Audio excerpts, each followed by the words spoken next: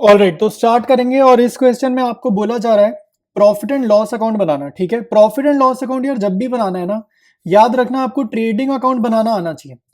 तो trading account में अगर आपको आता है तो आपको पता होगा कि कौन सी चीजें ट्रेडिंग अकाउंट में जाती हैं। और अगर हमें ये पता है कि कौन सी चीजें ट्रेडिंग अकाउंट में जाती हैं, तो आपको पता चल जाएगा जो चीजें ट्रेडिंग अकाउंट में नहीं जाती वो सारी की सारी कहाँ जाती हैं, प्रॉफिट एंड लॉस अकाउंट में आती है। ठीक है, तो ट्रेडिंग अकाउंट में ना चीजें कम हैं याद करने वाली, तो ट्रेडिंग अकाउंट याद कर लो कि इसमें क्या जाता है, और जो इसमें जाता है उसके अलावा जो बच गया वो सारा प्रॉफिट एंड लॉस अकाउंट में जाता है। ठीक है, सिंपल ऐसे आपको याद करना है।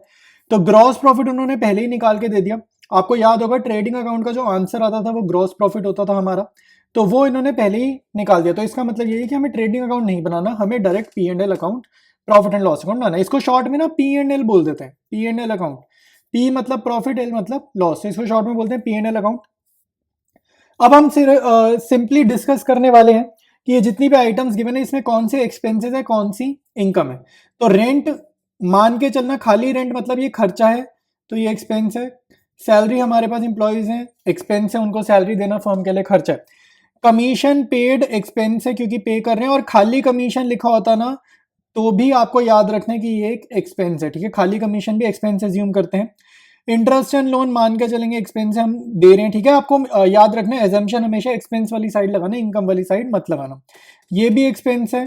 इंटरेस्ट रिसीव्ड, इंटरेस्ट रिसीव्ड मिल रहा है तो इनकम है, और अगर खाली इंटरेस्ट लिखा होता ना तो भी हम एक्सपेंस नेचर मान के चलते हैं, ये चीज याद रखना। खाली होता है ना तो डेबिट मानते हो, डेबिट मतलब एक्सपेंस। डिस्काउंट अलाउड लिखा है क्लियर तो एक्सपेंस है, खाली डिस्काउंट होता तो भी एक्सपेंस मानते हैं। डिस्काउंट रिसीव्ड इनकम है। प्रिंटिंग एंड स्टेशनरी, हमारा प्रिंटिंग में कागज वगैरह प्रिंट कर रहे हैं। ठीक है, स्टेशनरी मतलब पेन, कॉपी, इरेजर वगैरह फर्म को चाहिए होते हैं, तो ये सारा खर्चा, तो ये एक्सपेंस है। लीगल चार्जेस एक्सपेंस है। ठीक है, लीगल चार्जेस मतलब वकील वगैरह को अगर कोई हमें लीगल फीस देनी पड़ी हो, ठीक है, या किसी रीजन से चार्टर्ड अकाउंटेंट को हमें फीस देनी हो तो उनको लीगल चार्जेस या प्रोफेशनल फीस बोल देते हो, ये भी खर्चा है। ऑफिस एक्सपेंसेस, भाई ऑफिस में भी खर्चे हो रहे हैं, हमारा ऑफिस है जहां पर हम डिसीजन मेकिंग करते हैं। ठीक है, तो ये भी क्या है, खर्चा, एक्सपेंस लिखा भी है एक्सपेंस। लॉस बाय फायर, आग वगैरह लग गई, ठीक है, हमारी दुकान में आग लग गई, हमारे गोडाउन में, गोदाम में आग लग गई, तो ये भी नुकसान है, एक्सपेंस है। डेप्रिसिएशन चैप्टर आपने पढ़ा ही है, आपको ये पता होगा ये एक्सपेंस तो है, लेकिन वन मार्कर में अगर आ गया तो याद रखना ये नॉन कैश एक्सपेंस है। ठीक है, नॉन कैश एक्सपेंस, वैसे ही बता रहा हूँ आपको, इस चैप्टर के लिए जानना जरूरी नहीं है कि नॉन कैश है, बट टेक्निकली आपको पता होना चाहिए एक नॉन कैश एक्सपेंस है, वाइवा में पूछा जाता है। मिसलेनियस इनकम, मिसलेनियस मतलब छोटी मोटी जगहों से, बहुत सारी छोटी मोटी इनकम मिला के, मतलब 4-5 जगह से मिलाकर आपके पास कितना पैसा है, 2,000 रुपया, तो ये भी इनकम है, लिखा भी है इनकम। और मिसलेनियस इनकम बोले या सन्ड्री इनकम बोले, ठीक है, तो एक ही बात है, और इसको सन ड्राई मत पढ़ना, सन ड्री पढ़ते, ठीक है। और मिसलेनियस इनकम बोले, सन्ड्री इनकम बोले, एक ही बात है, मतलब छोटी मोटी जगहों से मिला जुलाकर हमारे पास 2,000 रुपए की इनकम आई है। ठीक है, तो ये सारी चीजें हमने डिस्कस कर ली है। अब हम स्टार्ट करते हैं इसका सोल्यूशन। ठीक है, तो profit and loss account for the year ended, ये लैंग्वेज लिखनी है, याद रखनी है, और डॉट डॉट डॉट मतलब यहाँ पे डेट लगा देना 31 मार्च, और जो भी आपको ईयर गिवन हो क्वेश्चन में, ठीक है, 31 मार्च, कॉमा यहाँ पे ईयर लिख देंगे। डेबिट साइड में यार आपको याद रखना है कि यहाँ पर क्या आते हैं, खर्चे आते हैं, एक्सपेंसेस आते हैं। ठीक है, जो भी खर्चे मैंने अभी डिस्कस करे सारे यहाँ जाएंगे।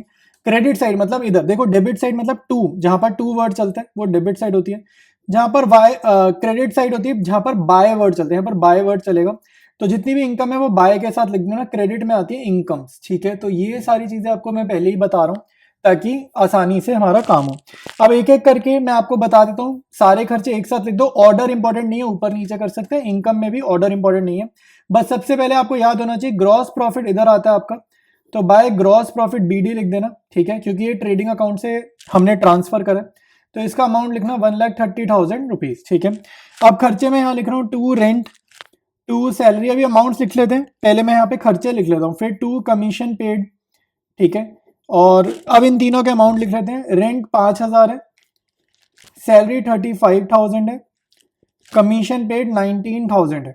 ठीक है, अब याद रखना आपको अमाउंट लिखने का एक पैटर्न बता रहा हूँ, बड़ा इंपॉर्टेंट पैटर्न होता है, डिजिट के नीचे डिजिट लिखना। जैसे ये 5,000 की जो यूनिट्स प्लेस है, इसके नीचे देखो सबकी जीरो है, फिर इसकी जो सेकंड जीरो है उसके नीचे बाकियों की जीरो होनी चाहिए, फिर थर्ड जीरो है, थर्ड डिजिट के नीचे सबके डिजिट, मतलब सिमिट्री होनी चाहिए आपके आंसर को लिखने में। ठीक है, तो नीट लगता है और मार्क्स वगैरह अच्छे मिलते हैं। ठीक है, फिर है इंटरेस्ट ऑन लोन, ठीक है।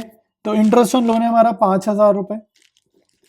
फिर है एडवर्टाइजमेंट, एडवर्टाइजमेंट है हमारे पास 8,000 की।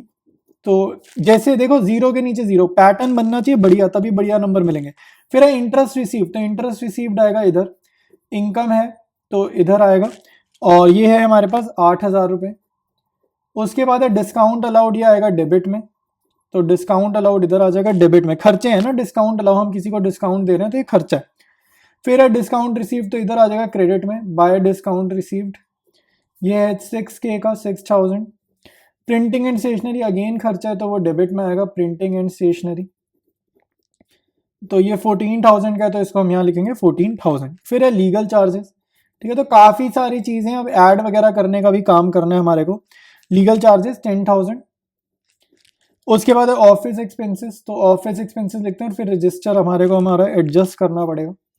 तो ये मैंने यहाँ पर लिखा ऑफिस एक्सपेंसेस। अब जरा कॉपी ऊंची कर दी, ठीक है, ताकि बाकी चीज़ें भी दिख जाए। इसके बाद है लॉस बाय फायर, ठीक है। तो लॉस बाय फायर कितना है 6,000। फिर है डेप्रीसिएशन, ये भी खर्चा है, ठीक है। ये सारे खर्चे मैंने एक साथ लिखे हैं डेबिट में। ये है 4,000 रुपये। और फिर है मिसलेनियस इनकम, ये क्रेडिट में आएगा बाय मिसलेनियस इनकम। ये मैंने पहले भी बताया, मिसलेनियस इनकम बोले या सन्ड्री इनकम बोले बात एक ही है। तो ये आएगा 2,000 रुपये। सारी इनकम्स एक साथ क्रेडिट में, सारे खर्चे एक साथ डेबिट में, ठीक है। तो ये आपका हो गया मेन काम। अब देखो हमें करना क्या है, अब आपको निकालना है लाइक नेट प्रॉफिट। देखो इसका जो आंसर आएगा ना, वो आपका यहाँ तो नेट प्रॉफिट आएगा, नहीं तो क्या आंसर आएगा, नेट लॉस आएगा, ठीक है। तो ये चीज आपको ध्यान रखनी है, या तो आंसर नेट प्रॉफिट आएगा, नहीं तो नेट लॉस आएगा। अब कैसे पता चलेगा भाई कि आंसर हमारा क्या आने वाला है? तो अगर हमारे पास इनकम ज्यादा है, इनकम ज्यादा है मतलब क्रेडिट साइड अगर ज्यादा है, तो ऑब्वियसली बात है इनकम ज्यादा है खर्चों से, तो मेरा आंसर आएगा नेट प्रॉफिट। और अगर खर्चे ज्यादा है, इनकम कम है, तो मेरा आंसर आएगा नेट लॉस। तो यहाँ पर ये बहुत सारी चीजें लिखी हैं। तो ये जो क्रेडिट साइड है ना, इसका टोटल ज्यादा आएगा, तो पहले मैं इसका टोटल कर देता हूं। तो ये मेरा कितना आ रहा है भाई, देखो ये हो गया 10,000 और 16, तो इसका टोटल आ रहा है 1,46,000। तो बड़ी साइड का टोटल मैंने पहले करा, बड़ी साइड का टोटल मैंने इधर कॉपी करा। तो अब हमें क्या करना है, देखो बड़ी साइड का टोटल मैंने करा 1,46,000, बड़ी साइड का टोटल कॉपी किया इधर 1,46,000। इसमें से ये सारे खर्चे मुझे सब्ट्रैक्ट करने हैं।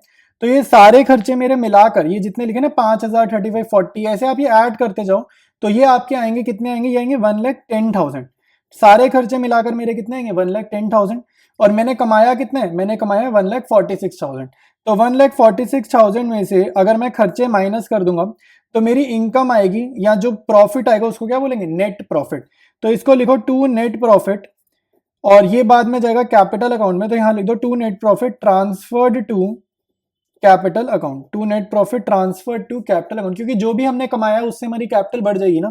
तो ये 36,000 हमारा आंसर है, और ये इसी को क्या बोलते हैं, नेट प्रॉफिट। और ये लैंग्वेज लिख देना ट्रांसफर्ड टू कैपिटल अकाउंट, ठीक है। तो इस वीडियो में इतना ही करेंगे।